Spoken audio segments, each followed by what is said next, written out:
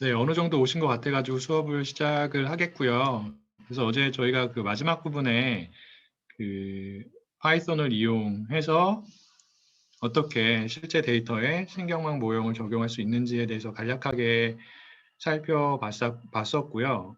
그 코드를 이해하시는데 조금 어려움을 느끼시는 분들이 계신 것 같아서 제가 코드를 다시 한번 좀 더 디테일하게 설명을 드릴 예정입니다. 원래는 그 파이썬을 어느 정도 경험하신 분들을 대상으로 하는 수업이기 때문에 파이썬 코드 자체에 대해서는 그렇게 설명을 드릴 예정은 아니었는데 많은 분들이 설명이 좀 필요하신 것 같아가지고 그 부분에 조금 더 시간을 써가지고 설명을 드리도록 하겠고요. 파이썬 코드를 직접 살펴보기 이전에 저희가 어제 이제 살펴봤던 문제 그리고 그 문제에 대한 데이터셋에 대한 얘기를 다시 한번 해보도록 하겠습니다. 그래서 어제 저희가 풀고자 했던 무엇을 이용해서 신경망 모형을 이용해서 풀고자 했던 문제가 무엇이냐면 예, 여기 첫 번째 요 문제였죠. 회귀 문제. 그래서 종속 변수가 보스턴 지역에 있는 그 각 도시가 갖고 있는 아파트의 중간 가격, 중간값이었습니다. 그래서 종속 변수가 연속 변수이기 때문에 우리가 풀고자 하는 문제가 회귀 문제가 되는 거고요. 그리고 기억이 나실지 모르겠지만 그 데이터셋에는 즉 보스턴 하우징 프라이스라고 하는 데이터셋에는 몇 개의 독립 변수가 있었죠?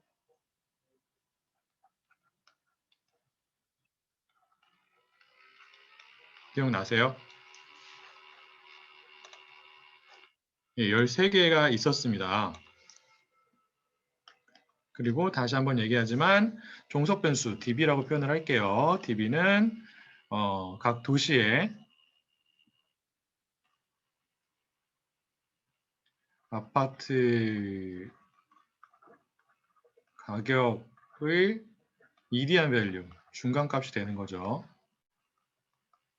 그래서 얘는 다시 한번 얘기를 하지만 연속 변수이기 때문에 우리가 풀고자 하는 문제가 회귀 문제가 됩니다. 그래서 여러분들이 이러한 기본적인 우리가 갖고 있는 데이터셋에 대한 기본적인 정보를 가지고 우리가 이러한 데이터셋에 혹은 이러한 문제를 풀기 위해서 신경망을 사용하고자 하는데 그 신경망의 기본적인 구조가 어떻게 되는지를 어느 정도는 생각하실 수 있어야 돼요. 왜 그러냐면 다시 한번 말씀드리지만 신경망 같은 경우에는 크게 이제 세 가지 종류의 서로 다른 층으로 구분이 되어 있잖아요.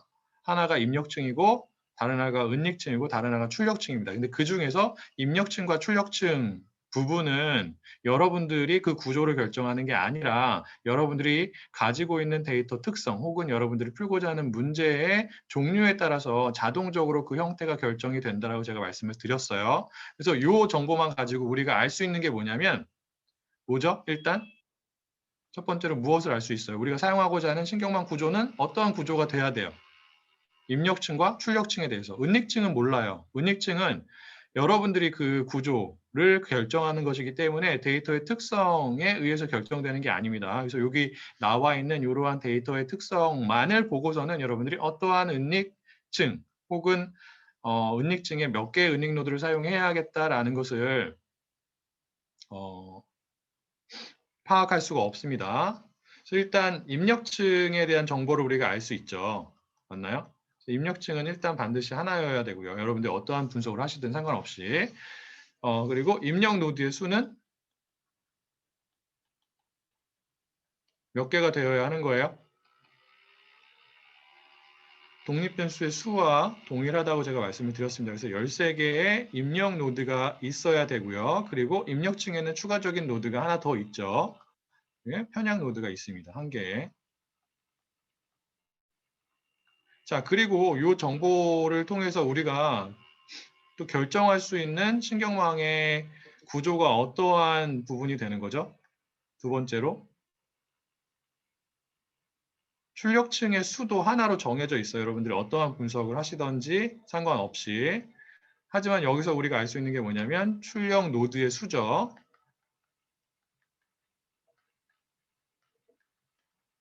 얘는 몇 개라고요? 네, 한 개입니다. 왜요?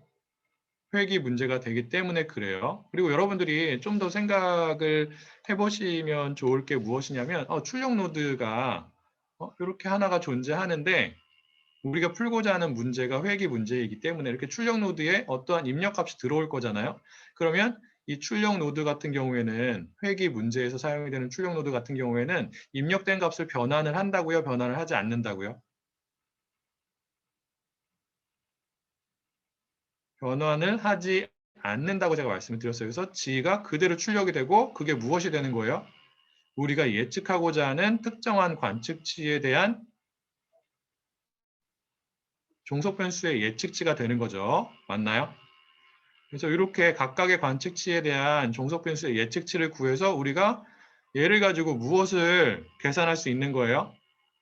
각각의 관측치에 대한 종속 변수의 예측치를 계산을 하면은 이러한 정보를 이용해서 계산할 수 있는 것이 무엇이 있죠? 어떠한 함수? 손실함수 혹은 비용함수를 계산할 수 있습니다. 맞나요? 그리고 회귀 문제이기 때문에 어떠한 비용함수를 사용을 한다고요? 일반적으로 MSE, 즉 n분의 1 곱하기 y는 1부터 n까지,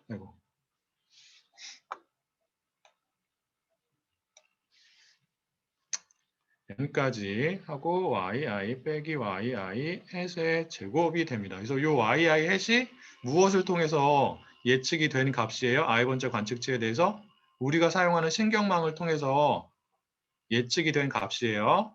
그리고 각각의 관측치에 대한 종속 변수의 값이 어떻게 예측이 되는지는 저희가 구체적인 예를 통해서 살펴봤었죠. 기억나세요? 네, 그래서 아파트 가격을 예측하는 작업을 아파트의 평수와 연식 두 개의 독립변수 정보를 가지고 계산을 했었습니다. 그래서 첫 번째 관측치, 그때 이제 기억이 나시게끔 제가 한번 리뷰를 하면 첫 번째 관측치가 갖는 첫 번째 독립변수의 값이 34였고요. 두 번째 독립변수의 값이 5였어요. 그래서 얘네들을 우리가 사용하고자 하는 신경망에 넣어가지고 첫 번째 관측치, 즉 첫 번째 아파트에 대한 종속변수의 예측치를 계산을 했었습니다.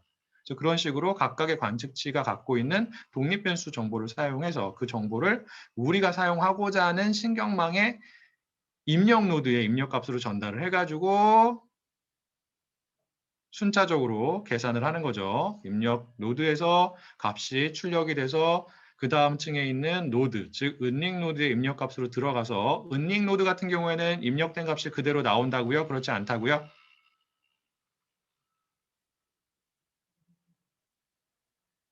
은닉 노드는 입력된 값이 그대로 나오지 않는다라고 제가 말씀을 드렸어요. 변환이 돼서 출력이 된다라고 했습니다. 은닉 노드 같은 경우에는 자, 변환을 할 때 어떠한 함수가 사용이 되죠? 활성화 함수가 사용이 돼요. 잠시만요. 죄송합니다. 제가 전화가 와가지고.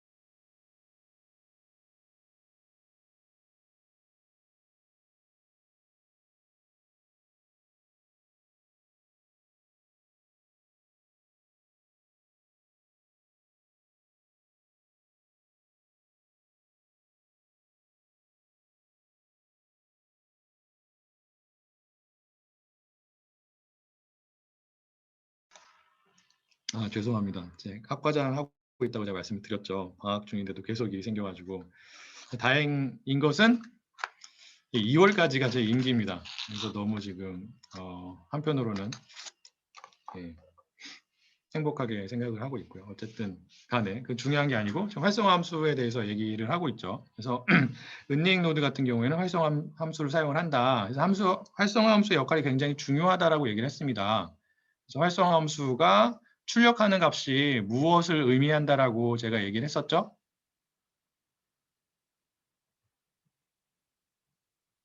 활성화 함수가 출력하는 값의 크기가 의미하는 것은 해당 활성화 함수를 가지고 있는 해당 은닉 노드가 종속 변수의 값을 예측하는 데 있어서 얼마만큼 기여를 하는지를 의미한다고 얘기를 했었습니다. 기억나시죠? 그리고 활성화 함수는 선형 함수를 사용하지 않는다고 제가 말씀을 드렸어요. 비선형 함수를 사용한다고 말씀을 드렸습니다. 비선형 함수를 활성화 함수로 사용하는 이유를 여러분들이 잘 기억을 하고 계셔야 돼요. 왜 그렇다고요?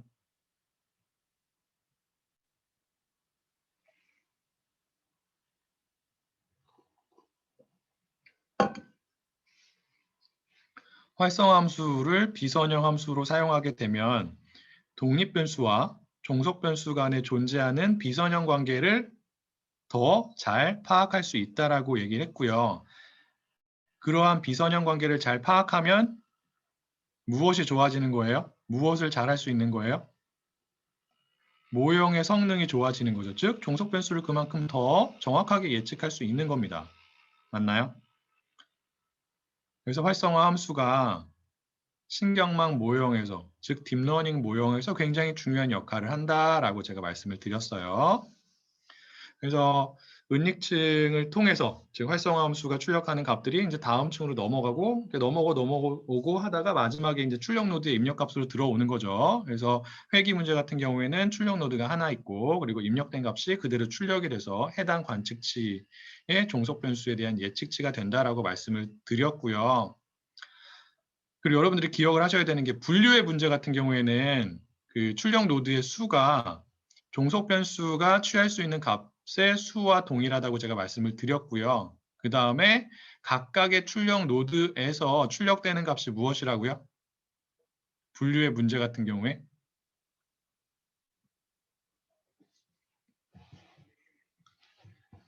분류의 문제 같은 경우에는 각각의 출력 노드에서 출력이 되는 값이 종속 변수가 특정한 값을 취할 확률이에요. 맞나요?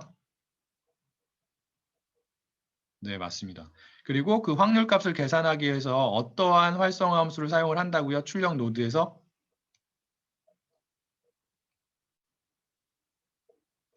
소프트맥스예요. 그래서 어제 보여드린 것처럼 각각의 출력 노드에서 계산이 된 소프트맥스의 값을 다 더하면 얼마가 됐었죠? 예, 1이 됐었어요. 소프트맥스 펑션을 다시 한번 제가 써보면 J는 1부터 K까지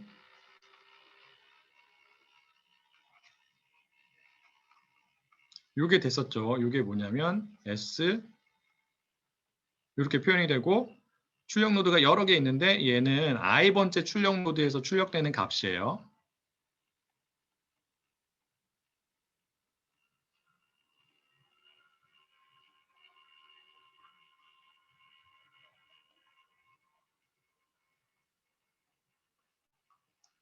자, 그러면 우리가 이렇게 소프트맥스 함수를 사용을 하는데 여기서 K 있죠. 이 K가 의미하는 게 뭐라고 제가 말씀을 드렸어요?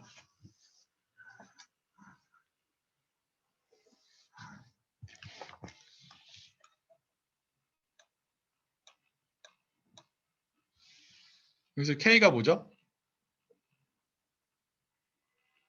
J가 1부터 K까지 다 더해야 되는 거예요. 분모 부분을. 여기서 K는 관측치가 아니에요. 출력 노드의 수예요. 즉, 종속 변수가 취할 수 있는 값의 수가 된다고요. 그래서 출력 노드가 두 개가 있으면 요 K는 2가 됩니다. 그래서 다시 한번 쓰면 출력 노드가 두 개 있는 경우에 얘가 출력하는 값, 여기 입력되는 값이 이제 G1이죠. 왜? 첫 번째 출력 노드에 입력되는 값이기 때문에 i가 1인 경우에요. 여기서 i가 1이라고요. 첫 번째 출력 노드에 입력되는 값이기 때문에 여기는 G2가 입력이 되겠죠. 왜요? 두 번째 출력 노드이기 때문에 그래요. 그러면 여기서 이제 소프트맥스 함수의 값이 출력이 되는 거잖아요. 그럼 G1이 이렇게 출력이 되고 얘는 어떻게 되냐면 분자가 2의 G1승이 되겠죠. 그리고 분모는 지금 출력 노드가 몇 개예요? 두 개죠. 그럼 K가 얼마가 되는 거예요? 출력 노드의 수와 같다고 했으니까 K가 2가 됩니다. 그러면 이게 어떻게 표현이 되냐면 J는 1부터 2까지 2의 J 승이 계산이 되는 거예요. 얘는 어떻게 표현이 되는 거예요? G가 1부터 2까지 여기 있는 요 항을 더하는 거죠. G의 값을 바꿔가면서. 그래서 2G1 플러스 2G2가 되는 거예요. 이 값이 분모가 되는 거죠. 여기 들어갑니다. 그리고 두 번째 출력 노드에서 출력되는 값은 SG2가 되고요. 얘랑 똑같은데 무엇만 바뀌냐면 분자의 값만 바뀌는 거예요. SG2는 분자의 값만 2의 G의 2승이 됩니다. 그리고 분모는 똑같죠, 얘랑. 그래서 얘네 둘을 더하면 1이 된다고 제가 말씀드렸어요. 기억나시죠? 네. 그래서 우리가 지금 풀고자 하는, 즉 보스턴 하우징 프라이스 데이터 셋에 사용하고자 하는 신경망에 대해서 다시 한번 얘기를 하면, 일단 우리가 갖고 있는 그 데이터 셋에 대한 정보를 이용해서 입력층에 있는 노드의 수와 출력층에 있는 노드의 수를 결정을 합니다. 그래서 입력층에는 입력 노드가 13개가 있고, 그 다음에 추가적인 노드가 하나가 더 있죠. 바이어스 노드가 이렇게 있어요. 그 다음에 출력층에 출력 노드가 하나가 있습니다. 이렇게 있겠죠. 이렇게. I번째 관측치에 대한 종속 변수의 예측치예요. 자, 그럼 우리가 결정해야 되는 부분이 뭐냐면 이 사이의 부분이에요. 이 사이에 뭐가 들어가요? 입력층과 출력층 사이에 은닉층이 들어가죠. 층이 아니죠. 자, 은닉층을 어제 저희가 몇 개 사용하기로 했었냐면, 다시 슬라이드로 잠깐 가볼게요. 여기 나와 있는 것처럼 이러한 은닉층을 사용을 하자. 즉 은닉층을 2개를 사용하는 거예요. 자, 은닉층의 수는 여러분들이 결정하는 것이기 때문에 하나만 사용해도 상관없고 3개, 10개를 사용해도 상관없어요. 아시겠죠?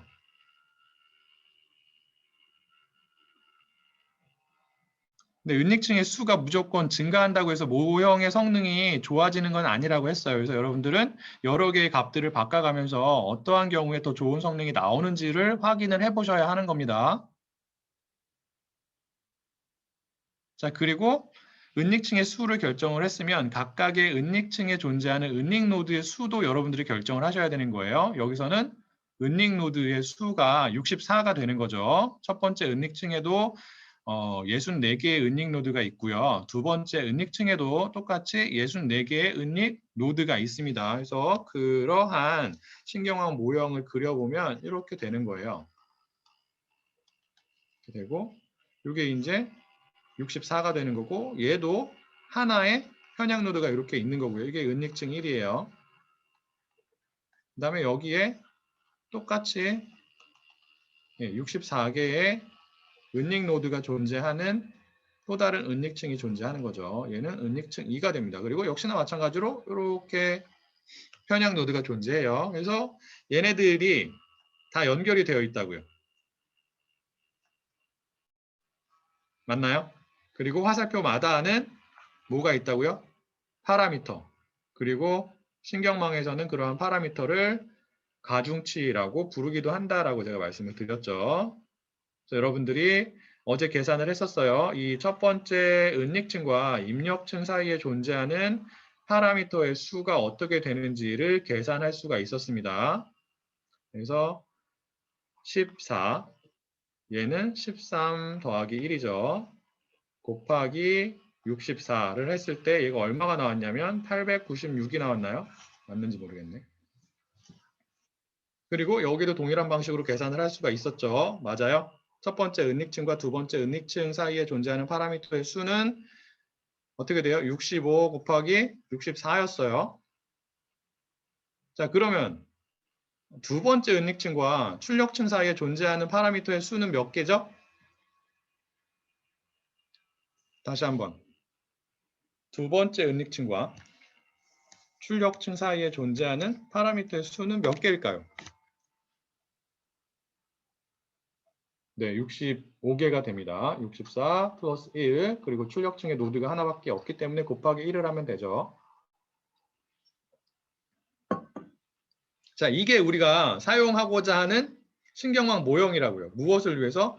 보스턴 하우징 프라이스 데이터 셋을 분석하기 위해서 좀 더 정확하게 말하면 그 데이터 셋에 존재하는 종속 변수의 값을 예측하기 위해서 얘를 사용을 할 거예요. 맞나요? 자, 얘를 사용하기 위해서는 파이썬을 가지고 사용을 하는 거잖아요. 얘를 구축을 해야 된다고요. 파이썬을 이용해서. 그때 사용하는 그 프레임워크가 무엇이라고요? 우리는 여러 가지 프레임워크 중에서 무엇을 사용을 한다라고 했어요? 신경망 분석 혹은 딥러닝 분석을 위해서 케라스라고 하는 프레임워크를 사용을 한다라고 했습니다. 그리고 여러분들이 이제 기억을 하셔야 되는 게 무엇이냐면 케라스에서는 이러한 은닉층과 그리고 출력층을 무슨 층이라고 부른다고요? 은닉층과 출력층으로 부르지 않는다라고 얘기를 했어요. 케라스에서는 얘네들을 구분하지 않습니다. 덴스 레이어, 덴스 층이라고 한다고 제가 얘기를 했었죠. 왜 그렇다고요? 이 노드들이 굉장히 빽빽하게 연결이 되어 있잖아요. 그러한 의미에서 덴스 레이어라는 이름을 사용을 한 거예요. 그리고 어떠한 경우에는 덴스 레이어를 어떻게 표현하기도 하냐면 이건 표현의 문제예요. 그냥 fully connected layer라고도 표현합니다. 덴스 레이어랑 똑같은 개념이에요. 얘는 완전 연결층 뭐 이렇게 얘기를 하죠. 한국말로. 자, 그리고 케라스에서는 층을 쌓는 데 사용할 수 있는 방법이 두 가지 방법이 있다고 얘기를 했었습니다. 하나가 어떠한 방법이냐면 시퀀셜한 방법이고요. 그리고 또 다른 방법이 펑셔널한 방법이에요.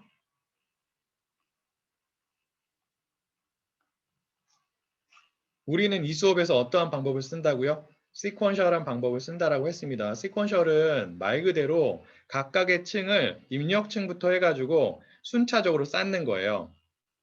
그런데 케라스는 입력층을 명시적으로 쌓는다고요? 쌓지 않는다고요?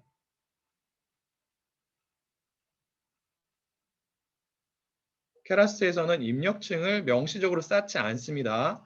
입력층은 그냥 기본적으로 존재한다라고 가정을 하고 그 다음 층부터 쌓아요. 즉 첫 번째 은닉층, 두 번째 은닉층, 지금 같은 경우에는 출력층을 쌓는 거죠. 어떠한 레이어로? 덴스 레이어로.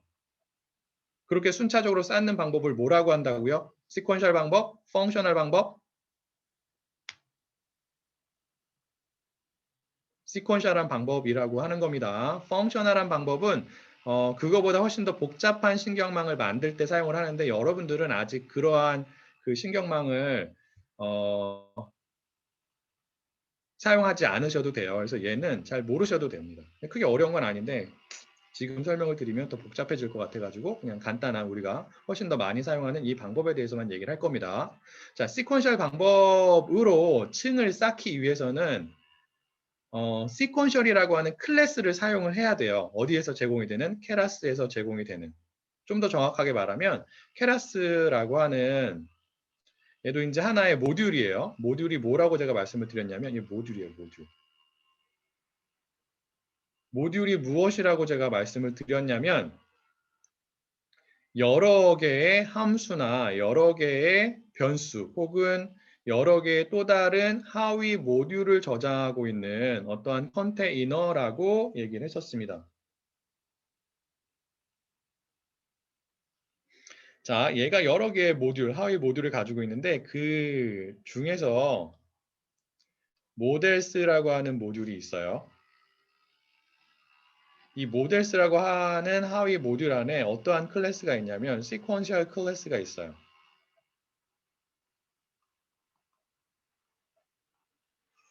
우리가 시퀀셜한 방법으로 층을 쌓고자 할 때 사용하는 클래스가 이 시퀀셜 클래스가 됩니다. 시퀀셜 클래스는 모듈과 비슷한 역할을 합니다. 즉, 특정한 태스크에 사용될 수 있는 여러 가지 펑션들이 저장이 되어 있고요. 그리고 관련된 변수들이 저장이 되어 있는데 이 클래스 같은 경우에는 사용하는 방법이 약간 특이해요. 그래서 클래스가 갖고 있는 어떠한 펑션, 예를 들면 이 sequential 클래스가 갖고 있는 펑션 중에 add라고 하는 펑션이 있어요. 그래서 우리가 이 add라고 하는 함수를 이용해서 dense 레이어를 쌓게 됩니다. 근데 이러한 그 특정한 클래스가 갖고 있는 함수를 사용하기 위해서는 우리가 클래스를 직접적으로 사용할 수 있는 게 아니라 클래스의 복사본을 먼저 만들어야 돼요. 그러한 복사본을 뭐라고 하냐면 객체라고 합니다. 그런데 이 객체를 어떻게 만드느냐도 여러분들이 기억을 하셔야 돼요. 객체를 만들 때 사용이 되는 특수한 펑션이 있어요. 그러한 펑션을 우리가 생성자 함수라고 합니다. 객체를 생성한다는 역할을 하는 함수라는 뜻이에요.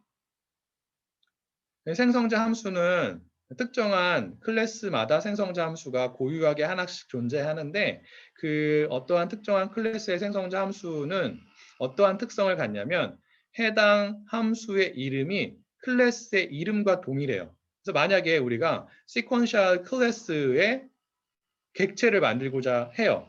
그러면 객체를 만들기 위해서는 sequential 클래스의 어떠한 함수를 이용해야 된다고요? 객체를 만들 때 사용이 되는 함수가 무엇이라고요? 클래스의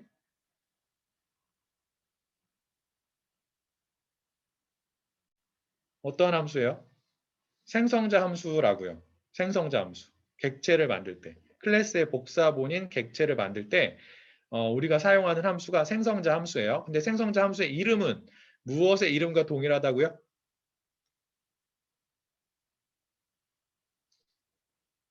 클래스의 이름과 동일하다고요. 그래서 sequential 클래스의 이름이 이렇게 될 거잖아요. 맞나요?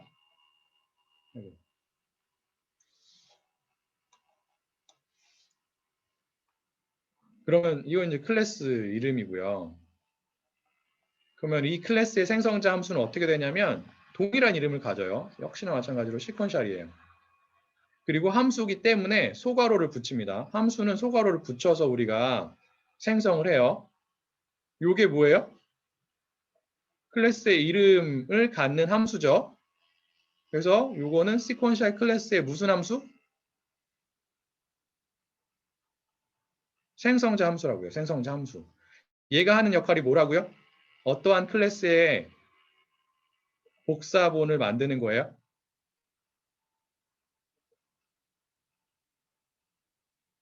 sequential 클래스의 복사본을 만든다고요. 자, 만들어 볼게요. 그 객체의 이름을 모델이라고 하겠습니다. 그리고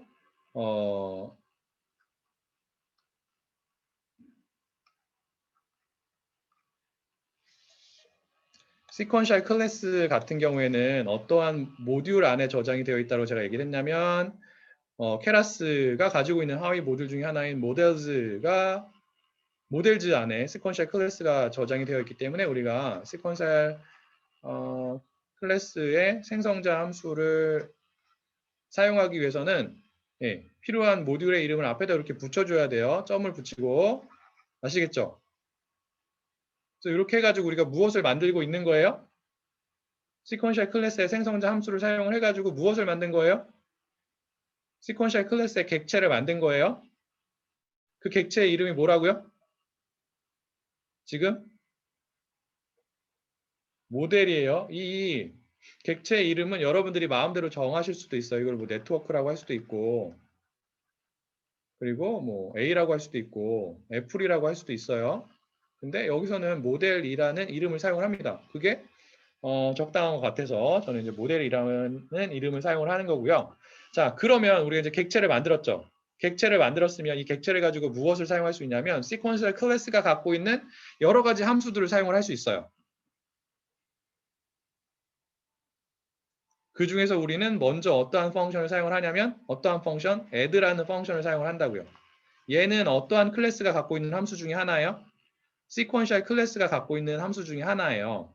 얘는 어떠한 역할을 하냐면 새로운 층을 하나씩 쌓는 역할을 합니다. 즉 더하는 역할을 하는 거죠. 그래서 이름이 add예요. 얘는 층을 더해요. 층을 쌓는다고요. 자, 이 add 펑션을 어떻게 사용하냐면 model add 이렇게 사용을 합니다. 점을 붙여서 역시나 마찬가지로 그리고 이 add 펑션에 들어가는 인자가 무엇이냐면 우리가 추가하고자 하는 혹은 쌓고자 하는 층이 되는 거예요. 자, 그러면 우리는 이러한 모형을 사용을 한다고 했죠. 은닉층이 두 개고 출력층이 하나인 모형을 사용해서 주어진 문제를 풀고자 한다라고 얘기를 했어요. 그러면 add 펑션을 몇 번 사용을 해야 될까요? add 펑션은 한 번 사용이 될 때 하나의 층만을 쌓을 수가 있습니다. add 펑션을 몇 번 사용해야 돼요?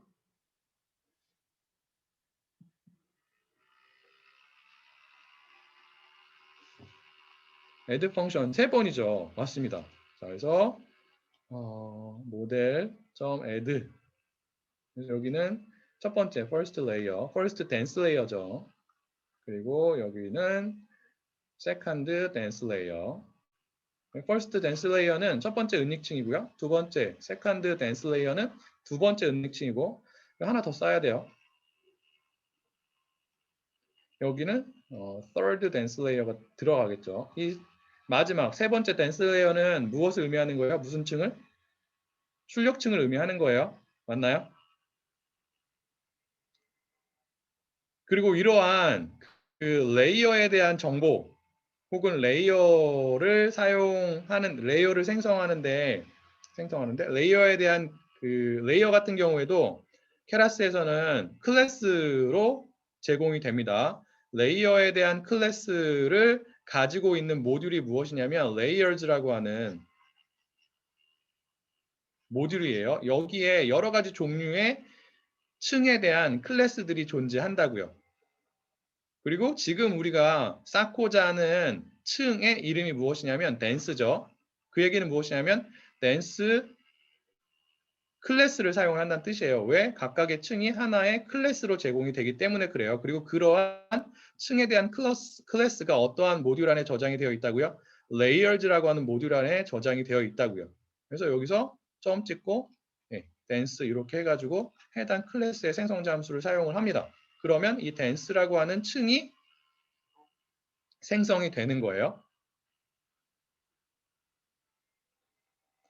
그래서 이런 식으로 해가지고 우리가 무엇을 쌓을 수 있는 거예요? 무엇을 생성할 수 있는 거예요? 우리가 데이터 분석을 위해서 사용하고자 하는 신경망을 구축을 할 수가 있습니다. 어디에? 파이썬에 혹은 주피터 노트북상에. 모형이 구축이 되면 그 다음에 이 모형을 가지고 학습을 하면 되는 거죠. 무슨 데이터에 대해서? 학습 데이터에 대해서.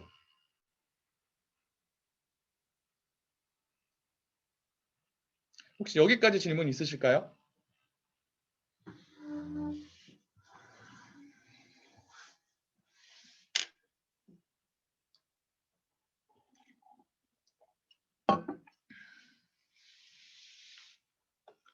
자, 이번에는 코드를 직접 보도록 하겠습니다. 다시 한번. 그리고 제가 오늘 오전에 죄송하지만 그 약간 그 수정한 부분, 업데이트한 부분이 있어서 코드를 다시 보내드렸거든요. 여러분들은 번거로우시겠지만 그 오전에 조교가 보내드린 그 파일에 저장이 되어 있는 주피터 노트북 파이썬 파일을 참고하시기를 부탁을 드리겠습니다. 큰 차이는 없어요. 예전에 보내드린 거랑 큰 차이는 없는데 약간 수정을 했어요. 여러분들이 이해하시기 좀 더 편하게끔 크게 이제 도움은 안 될 수도 있는데 자, 그래서 파이썬 코드라고 하는 폴더 안에 우리가 사용하고자 하는 파이썬 파일들, 주피터 노트북 파일들이 저장이 되어 있기 때문에 어제 말씀드린 것처럼 그래서 이제 Shift를 누른 상태에서 마우스의 오른쪽 버튼을 클릭을 하면 메뉴가 이렇게 나오죠. 그래서 여기에 파워쉘 창 열기. 이게 안 되시는 분들은 다른 방법을 사용을 하셔야 돼요. 어제 제가 잠깐 설명을 드린 그런 방법을 사용을 하셔야 되는 거고요. 이게 되시는 분들 같은 경우에는 이게 파워쉘을 우리가 사용하고자 하는 파이썬 파일이 저장이 되어 있는 폴더 안에서 실행을 한 다음에 그 폴더 안에서 이제 주피터 노트북을 실행을 합니다. 주피터 노트북을 실행하기 위해서 여기에서 주피터 노트북이라고 하는 명령어를 입력을 하고 엔터를 치면 해당 폴더에서 주피터 노트북이 실행이 됩니다.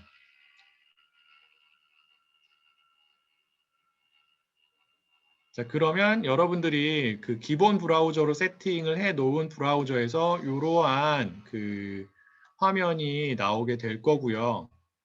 이러한 화면은 지금 이제 주피터 노트북 홈이라고 하는 화면인데 보시면 그 파이썬 코드라고 하는 폴더, 지금 우리가 주피터 노트북을 실행한 폴더 안에 들어있는 여러 가지의 파일들이 이렇게 나타나 있고요. 여기에서 우리가 그 기본적인 신경망, Feed Forward Neural Network, 즉 FNN이라고 부른다고 했습니다.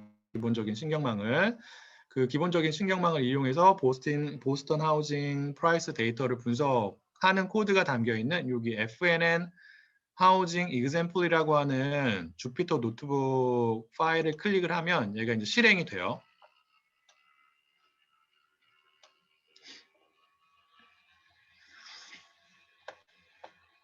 그래서 이 윗부분은 뭐라고 제가 말씀을 드렸어요? 우리가 신경망을 이용해서 데이터 분석을 하는데 필요한 기본적인 모듈을 임포트하는 거라고 했습니다. 우리가 사용하고자 하는 모듈을 임포트를 해야지만 그 모듈이 가지고 있는 여러 가지 뭐 클래스나 아니면 함수나 변수들을 우리가 요 특정한 주피터 노트북 파일에서 사용할 수가 있는 거예요. 임포트를 하지 않으면 사용할 수가 없습니다. 그래서 임포트를 이렇게 하고 있는 거고요. 그래서 기본적으로 텐서플로우를 임포트하고 그 다음에 케라스라고 하는 것을 임포트한 거예요.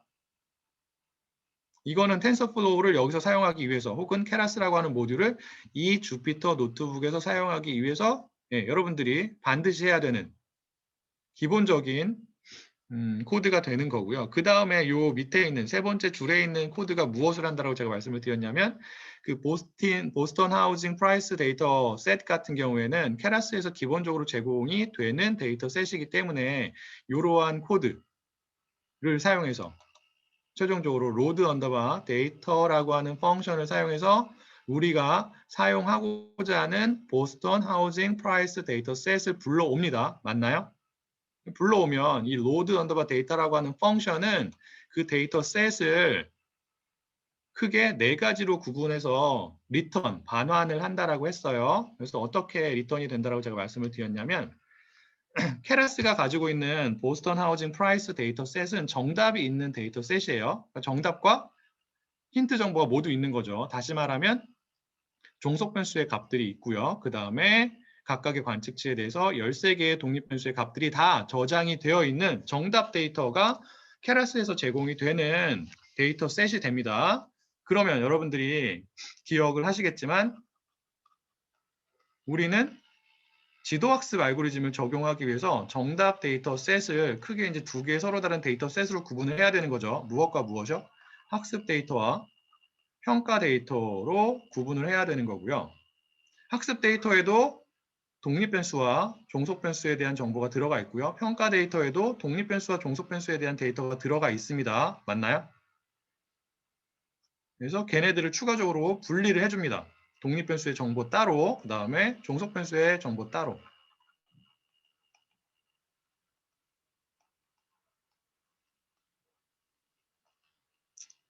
여러 개가 되니까 13개니까 복수로 표현하고요. 간단하게 독립 변수를 independent variables라고 해서 IB라고 표현할 거고 종속 변수를 dependent variable DB라고 표현을 하겠습니다. 그래서 정답을 갖고 있는 이 데이터 셋을 최종적으로 이렇게 네 가지의 서로 다른 데이터로 구분을 해야 되는 거예요. 그래서 얘를 누가 리턴을 하냐면 우리가 지금 사용하는 load 데이터라고 하는 펑션이 리턴을 합니다. 그래서 보면은 여기 있죠. 이거 좀 크게 할까요? 요게 요 첫 번째 소괄호 안에 들어있는 게 어떠한 데이터냐면 학습 데이터예요. 그리고 두 번째 소괄호에 들어있는 게 평가 데이터가 됩니다. 그래서 첫 번째 소괄호 안에 보면은 독립변수 정보가 여기 train underbar data라고 하는 변수에 저장이 되어 있는 거고요. 이 변수의 이름은 여러분들이 바꾸실 수 있어요. 근데 여기서는 그냥 제가 train underbar data라는 이름을 사용을 한 거예요. 다른 이름을 쓰셔도 상관이 없습니다. 그리고 학습 데이터에 존재하는 종속 변수에 대한 데이터가 train underbar targets라고 하는 변수에 저장이 된 거고요. 그리고 평가 데이터도 마찬가지죠. 독립 변수 정보와 그 다음에 종속 변수에 대한 정보를 구분해서 서로 다른 변수에 저장을 했어요. 그래서 독립변수에 대한 데이터는 테스트 언더바 데이터라고 하는 변수에 들어가 있고요. 그 다음에 종속 변수에 대한 데이터는 테스트 언더바 타겟이라고 하는 변수에 들어가 있습니다. 그래서 데이터로 이런 식으로 불러오는 거죠. 자, 그럼 우리는 무엇을 가지고 학습을 한다고요? 얘를 가지고 학습을 하는 거예요. 그리고 학습을 통해서 구체적인 파라미터의 값을 갖고 있는 모형이 도출이 되겠죠. 신경망 모형이 맞나요? 걔를 어디에 적용을 해요? 평가 데이터에 적용을 하는 거예요. 그게 전반적인 순서가 됩니다. 그리고 어저께 이제 요 학습 데이터에 존재하는 독립변수에 대한 정보를 담고 있는 데이터를 담고 있는 트레인 언더바 데이터라고 하는 변수의 형태를 shape이라고 하는 키워드를 사용해서 이렇게 확인을 해봤더니 404,13이라고 나왔잖아요. 그래서 이게 그 엑셀과 같은 형태라고 생각하면 된다. 그래서 행이 404개가 있는 거고 칼럼이 13개가 있는 거다. 그리고 각각의 행은 무엇을 의미한다고요?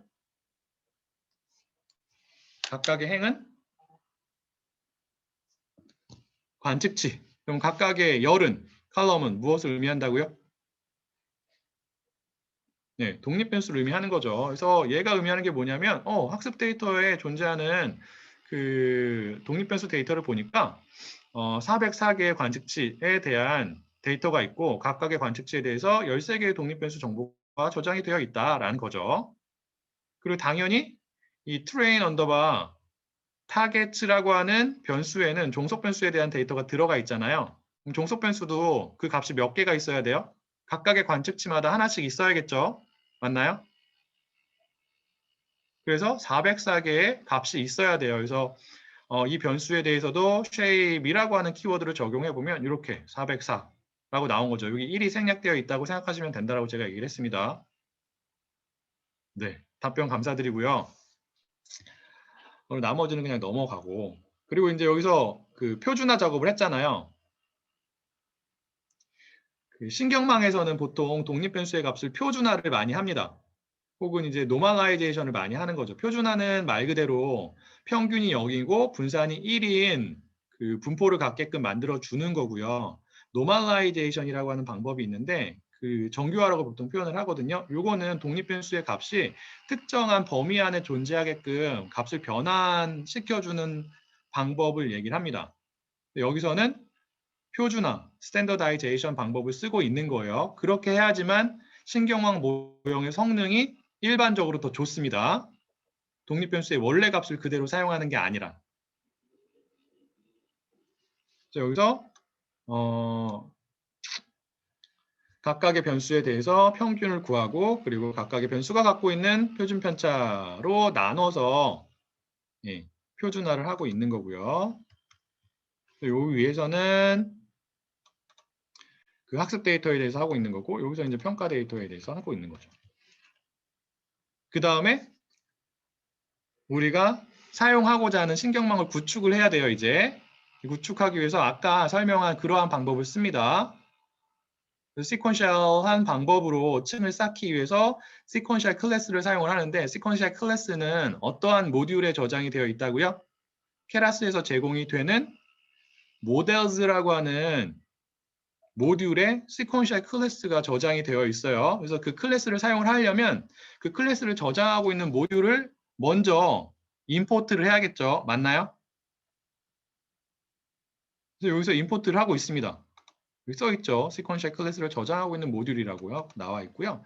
그 다음에 우리가 쌓고자 하는 층에 대한 정보는 어떠한 그 모듈에 저장이 되어 있냐면 레이어즈라고 하는 모듈에 저장이 되어 있습니다. 어떠한 형태로? 클래스의 형태로. 그리고 우리는 지금 어떠한 층을 쌓을 거냐면 댄스 층을 쌓을 거죠. 댄스 레이어를 쌓을 건데 댄스 레이어가 댄스 클래스의 형태로 되어 있는 거예요. 그리고 댄스 클래스가 어디에 저장이 되어 있냐면 레이어즈라고 하는 모듈 안에 저장이 되어 있습니다. 그래서 레이어즈라고 하는 모듈을 임포트를 한 겁니다.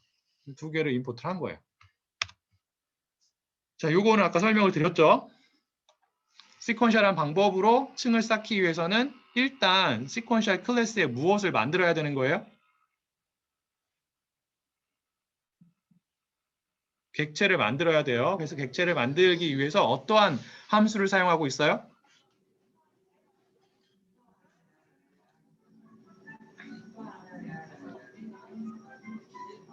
이 함수가 뭐예요? 이 시퀀셜이라고 나와 있는 이 소괄호가 붙은 얘는 소괄호가 붙어 있어서 함수예요. 생성자 함수예요. 알겠죠? 어떠한 클래스의 시퀀셜 클래스의 시퀀셜 클래스의 생성자 함수인지 어떻게 알 수 있어요? 이 펑션의 이름이 클래스의 이름과 동일해요. 그래서 얘를 가지고 시퀀셜 클래스의 객체를 만듭니다. 객체를 만들면 그 객체를 통해서 시퀀셜 클래스가 갖고 있는 펑션을 사용할 수가 있는데 우리는 그 여러 가지 시퀀셜 클래스가 가지고 있는 여러 가지 펑션들 중에서 어떠한 함수를 사용을 하죠? 층을 쌓기 위해서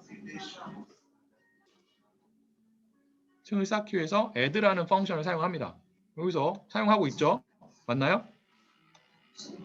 아까 말씀드린 것처럼 add라는 펑션을 몇 번 사용해야 돼요? 지금 우리가 사용하고자 하는 신경망 모형을 구축하기 위해서 3번이에요. 1번, 2번, 3번이죠. 그래서 여기서는 첫 번째 덴스 레이어, 즉 첫 번째 은닉층을 추가하고 있는 거고요. 그 다음에 여기서는 두 번째 은닉층, 여기서는 출력층을 추가하고 있습니다. 맞나요? 잠시만요. 어떤 분이 음소거가 안 되어 있어서 그 음소거가 안 되신 분들은 죄송하지만 소리가 들리고 있는데 음소거를 해주시기를 부탁을 드리겠습니다. 아니면 조교가 좀 확인할래요? 내가 일일이 한 명씩 이거 음소거가 되어 있는지 안 되어 있는지 확인하는 게 좀 시간이 걸리는데. 확인을 하고 거기 보면은 음소거 해제 요청이라는 메뉴가 있거든요. 그걸 눌러가지고 요청을 한번 해주세요. 네, 지금 안 들리는 것 같습니다. 자, 그래서 add라는 펑션을 사용해서 우리가 댄스층을 쌓을 거예요. 댄스층 같은 경우에는 layers라고 하는 모듈 안에 댄스 클래스로 저장이 되어 있다라고 말씀을 드렸고요. 역시나 마찬가지로 생성자 함수를 사용해서 댄스층을 쌓습니다. 여기서 이제 댄스층을 쌓고 있죠. 맞나요? 자, 각각의 층을 쌓을 때 여러분들이 기본적으로 해야 되는 게 무엇이냐면 각 층에 존재하는 노드의 수를 지정을 해줘야 하고요. 맞나요? 그리고 각각의 노드, 즉 각 층에서 해당 층에서 사용하고자 하는 활성화 함수를 지정을 해주셔야 돼요. 자, 여기 첫 번째 은닉층이죠. 우리가 첫 번째 은닉층에서 노드를 몇 개 사용하기로 했어요? 기억나세요? 지금 2개의 은닉층을 사용하기로 했고 첫 번째 은닉층에서도 64개, 두 번째 은닉층에서도 64개의 노드를 사용하기로 했죠. 그래서 첫 번째 인자로 노드의 수가 들어갑니다. 64가 들어가고 그 다음에 함수 같은 경우에는 파라미터라고 하는 것을 갖는데 얘는 그 수학적인 모형에 들어있는 파라미터와는 의미가 다르다고 했어요. 헷갈리시면 안 되고 요 액티베이션이라고 하는 파라미터를 사용해서 해당 은닉층에서 사용하고자 하는 활성화 함수를 지정을 합니다. 여기서는 어떠한 활성화 함수를 사용을 하고 있는 거예요?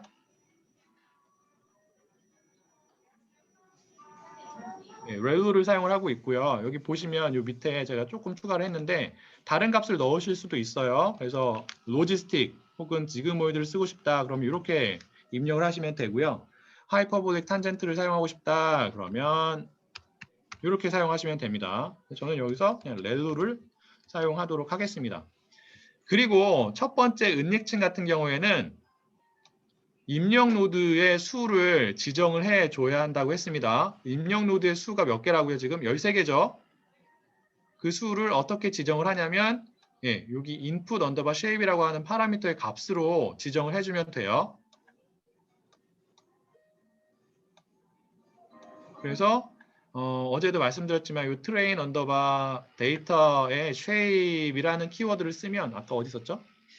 여기 있었죠. 데이터 언더바 train 언더바 데이터 점 shape이라고 하는 키워드를 붙이면 원소가 2개인 요거를 이제 튜플이라고 하거든요.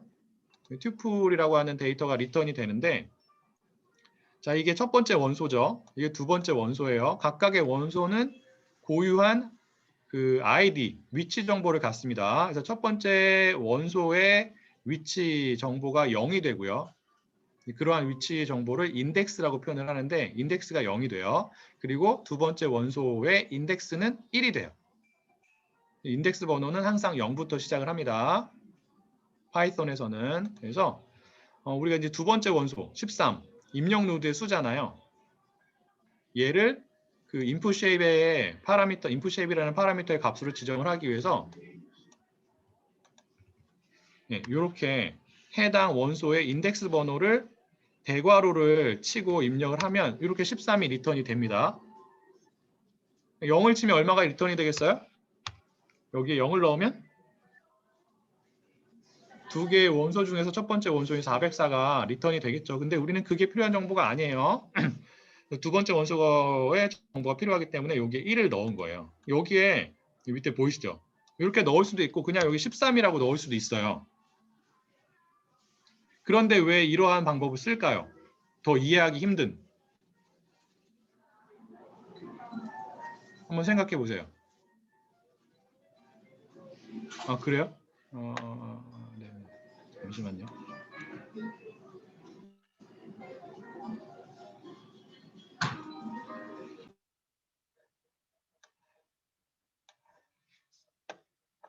네. 음소가 안 되신 분이 있어가지고 죄송하게 생각을 하고요. 그래서 여기 이러한 그 코드를 사용하는 이유, 13이라고 넣으면 됐는데 그냥 간단하게 이러한 코드를 넣는 이유는 무엇일까요?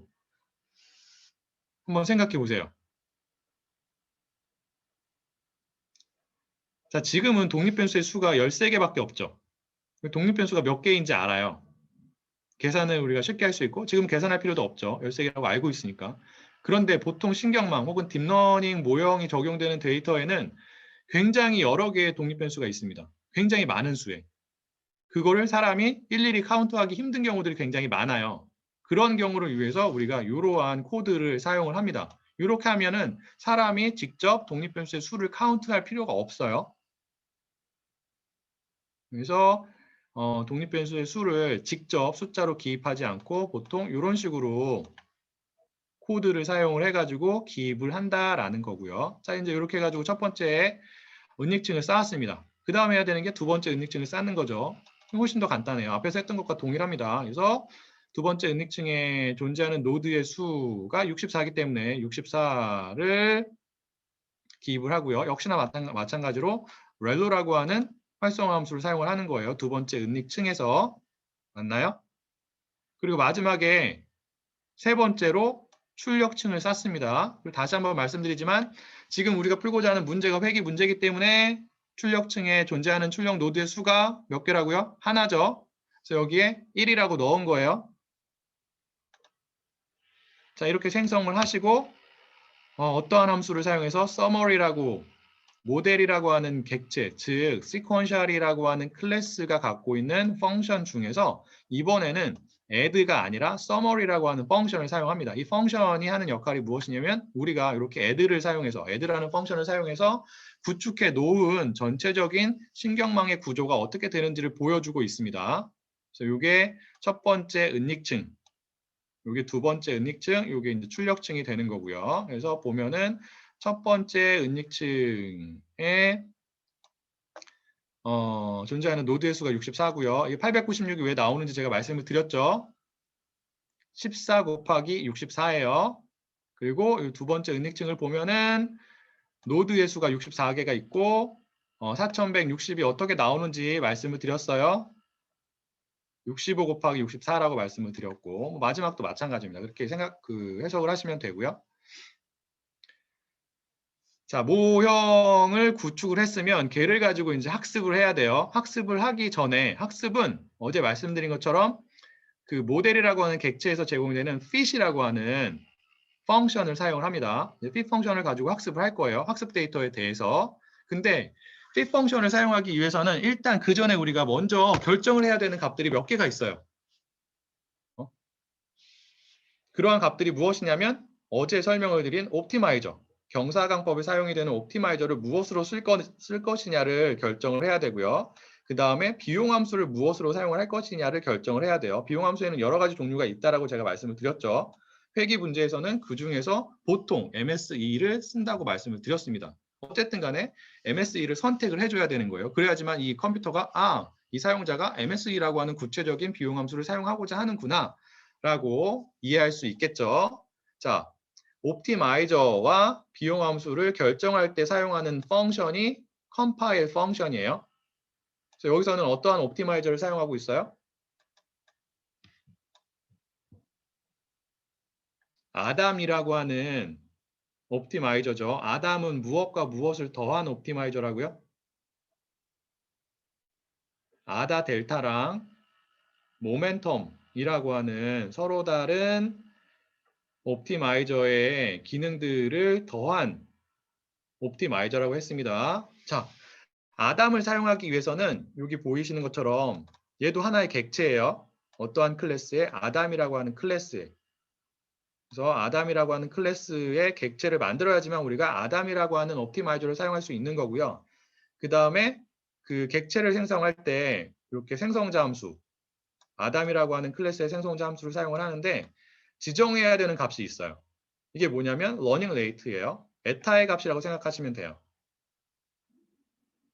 이 값이 크면 클수록 한 번에 업데이트가 많이 되는 거예요? 조금 되는 거예요? 기본적인 경사광법 공식 기억나시죠? 다시 한번 써볼게요. 자, W new는 기본적인 경사광법을 보면 W current 빼기 에타 곱하기 W가 됩니다. 이게 여기서는 러닝 레이트예요. 맞나요? 그 값을 지정을 해야 된다고요. 러닝 레이트가 하는 역할이 무엇이냐면 한 번에 업데이트를 얼마만큼 할 것인지, 많이 할 것인지, 조금 할 것인지를 결정하는 역할을 하는 하이퍼 파라미터, 그 값을 여러분들이 결정해야 되는 파라미터라고 제가 말씀을 드렸죠. 그래서 러닝 레이트를 크게 하면 한 번에 업데이트가 많이 된다고요? 적게 된다고요? 많이 돼요. 그리고 러닝 레이트의 값을 작게 하면 당연히 업데이트가 조금 되겠죠. 자, 그러면 러닝 레이트의 값을 크게 하는 게 좋을까요? 작게 하는 게 좋을까요? 아니면 둘 다 안 좋을까요?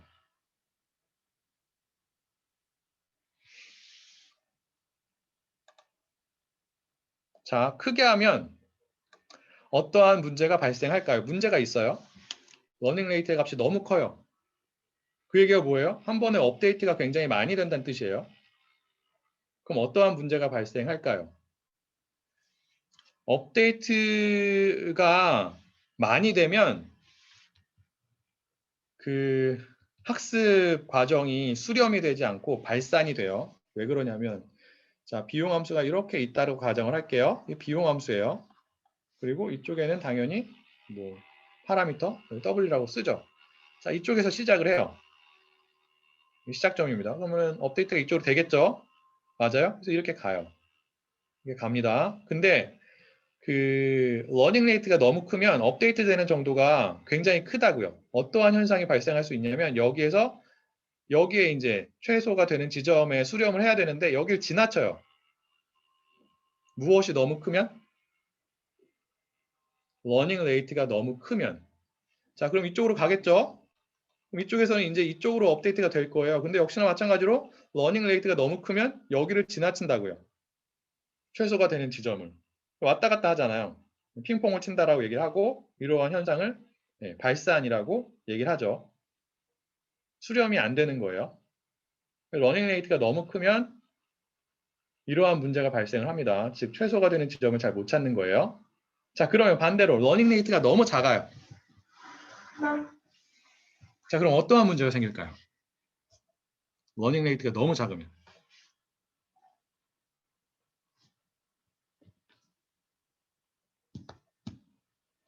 예, 시간이 오래 걸려요. 학습 시간이. 그럴 수밖에 없겠죠. 여기서 시작을 하더라도 똑같이 러닝 레이트가 작으면 한 번에 요만큼 가고 그 다음 요만큼 가고 요만큼 가고 요만큼 가고 여기까지 가는데 시간이 너무 오래 걸려요.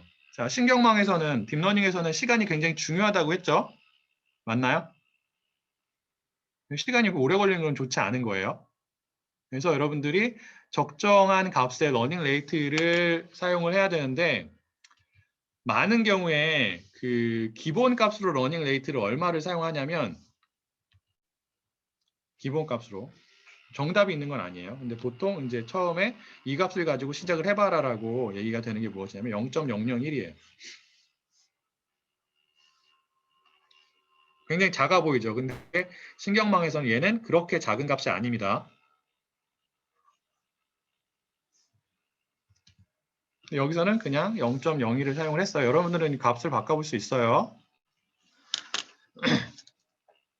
그리고 만약에 나는 아담이 아니라 RMS 프랍이라고 하는 또 다른 옵티마이저를 사용하고 싶다 그러면 동일한 방식으로 하지만 RMS 프랍이라고 하는 클래스를 사용을 하는 거죠. 그래서 해당 클래스의 객체를 이렇게 만드는 거예요. 똑같이 생성자 함수를 사용해서 러닝 레이트의 값을 먼저 설정을 해줘야 합니다. 이렇게 해주시면 되고요. 자, 그래서 아담을 쓸 수도 있고 여기를 뭐로 바꿀 수도 있다고요? RMS 프랍이라고 바꿀 수도 있습니다. 여기 한번 바꿔보세요. 자, 그리고 컴파일을 하죠. 자, 옵티마이저랑 비용 함수를 선택을 했어요. 그 다음에 이제 하나만 남았어요. 뭐 하면 돼요? 우리가 지금까지 준비한 내용들을 가지고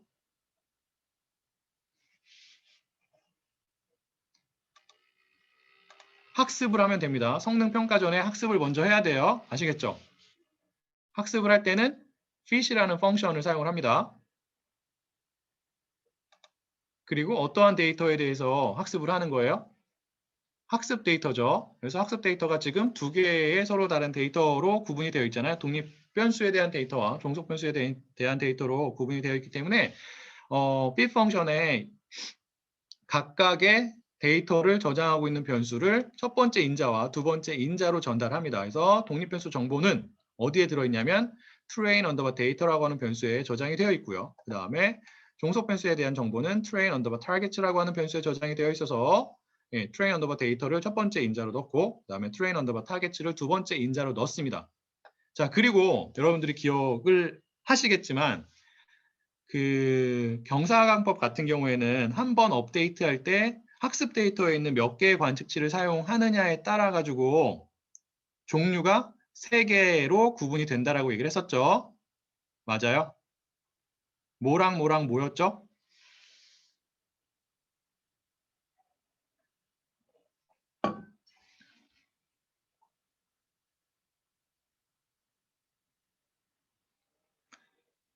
배치랑 스타캐스틱이랑 그 다음에 미니 배치였어요. 그 중에서 어떠한 방법을 쓴다고요? 미니 배치 방법을 쓴다라고 얘기를 했습니다. 자, 미니 배치 방법은 학습 데이터에 존재하는 전체의 관측치를 다 사용하는 게 아니라 일부의 관측치를 사용을 하는 거예요. 맞나요? 그래서 몇 개의 관측치를 사용을 해서 한번 업데이트를 할 것인지를 결정하는 파라미터가 요거예요. 배치 사이즈. 저희가 슬라이드에서 그 값을 무엇을 가지고 표현을 했냐면 h를 가지고 표현했죠. 그래서 h는 1보다 크고 n보다 작아야 된다. 그리고 n은 학습 데이터에 존재하는 전체 관측치의 수가 된다라고 했어요. 그래서 이 h가 무엇을 의미하는 거예요? 배치 사이즈를 의미하는 거예요. 그래서 h의 값을 얼마로 한 거예요? 16으로 한 거죠. 지금 여기서는. 이 얘기가 무엇이에요? 한번 업데이트할 때 몇 개의 관측치를 사용을 한다? 16개의 관측치를 사용을 한다는 뜻입니다.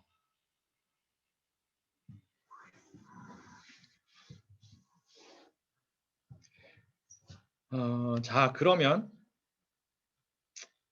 엑셀이 없나?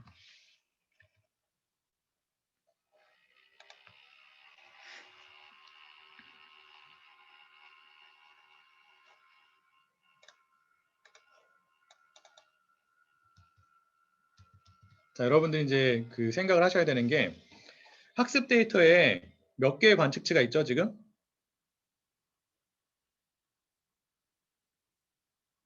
몇 개의 관측치가 있어요? 학습 데이터에 404개예요. 데이터를 표현을 해볼게요. 이렇게 표현할 수 있는 거죠. 쭉쭉쭉 해가지고 여기가 404가 되고요. 여기는 13이 되죠. 맞나요? 자, 그런데 우리가 지금 배치 사이즈를 16으로 했어요. 이 얘기가 무엇이냐면 한번 업데이트할 때 이 404개의 관측지 중에서 몇 개를 사용하는 거예요? 한 번 업데이트 할 때 16개의 관측지에 대한 정보를 사용하는 거예요. 그럼 처음 업데이트 할 때는 어떻게 하냐면 앞부분에 존재하는 16개의 관측지에 대한 정보를 사용합니다. 얘를 가지고 한 번 업데이트해요. 두 번 업데이트 할 때는 그 다음 16개.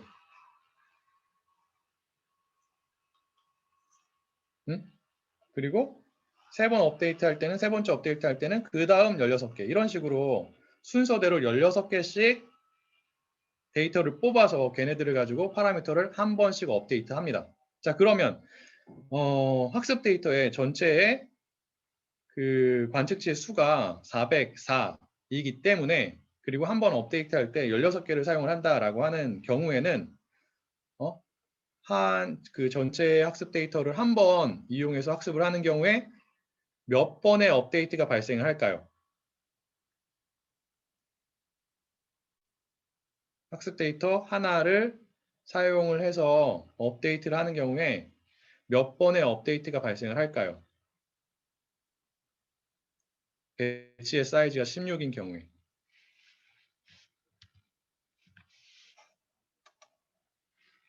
자, 나눠보죠.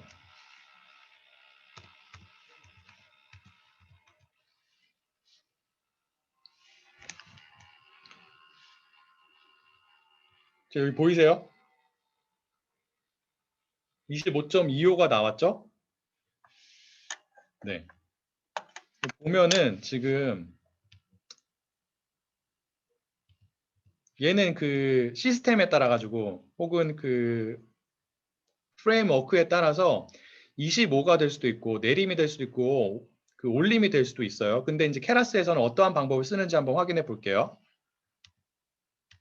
자, 여기 학습하는 과정이 나와 있어요. 요게 뭐냐면 한 번 학습 데이터, 전체 학습 데이터를 학습을 할 때 발생하는 업데이트, 진행이 되는 업데이트의 숫자예요. 몇 번 업데이트가 되죠? 여기 보면 요게 업데이트 되는 숫자예요. 26번 업데이트가 돼요. 그게 무엇을 의미하냐면 그 케라스 같은 경우에는 자 여기다가 16 곱하기 25를 하면 그 값이 얼마냐면 16 곱하기 25 했는 거 맞나요? 예, 400이 돼요. 자, 그러면 400번 그 400번째 관측지까지는 16개씩 사용해서 업데이트를 한다고요. 근데 맨 마지막 업데이트 할 때는 몇 개만 남아 있어요? 사용하지 않은 게? 사용하지 않은 게 몇 번 남아 있어요? 몇 개 남아 있어요? 4개 남아 있어요. 예. 마지막 번에는 개만 가지고 학습 그 업데이트를 하는 겁니다. 그래서 26번이 되는 거예요. 총. 자, 그다음에 여기에 또 이제 지정을 해야 되는 게 fit 펑션에서 지정을 해줘야 되는 게 하나가 더 있는데 그게 에폭의 크기예요. 이 에폭의 크기가 무엇을 의미하냐면 전체 학습 데이터를 몇 번 반복해서 학습을 할 것이냐. 지금 에폭의 크기가 얼마예요? 10이죠. 10이면 전체 학습 데이터를 몇 번 반복해서 학습을 하는 거예요? 10번 반복을 하는 거예요. 그럼 한 번 할 때 26번의 업데이트가 발생을 하니까 전체 학습 과정에서 발생을 하는 총 업데이트의 수는 어떻게 될까요? 예, 260번이 되죠. 잠시만요. 죄송해요. 저 자꾸 오네.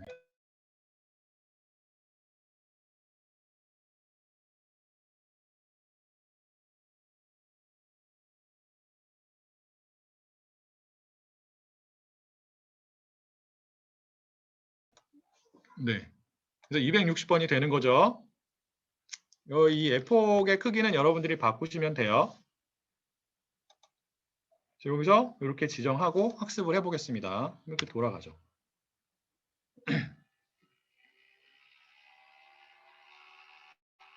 여러분들 다 그 수행이 되셨나요? 그래서 이게 첫 번째 에폭에서 몇 번 업데이트가 발생을 했다라는 걸 의미하는 거예요. 26번 업데이트가 발생을 했고, 요건 이제 두 번째 에폭에서, 즉 학습 데이터를 다시 한번 새롭게 사용을 하는 거죠. 두 번째 에폭에서 역시나 마찬가지로 26번의 업데이트가 발생을 한 거고, 여기서 이제 세 번째 에폭, 네 번째 에폭, 이런 식으로 해가지고 각각의 에폭에서 26번의 업데이트가 발생을 해가지고 학습이 다 끝났다라고 하는 거고요. 학습이 끝났으면 무엇을 하면 돼요?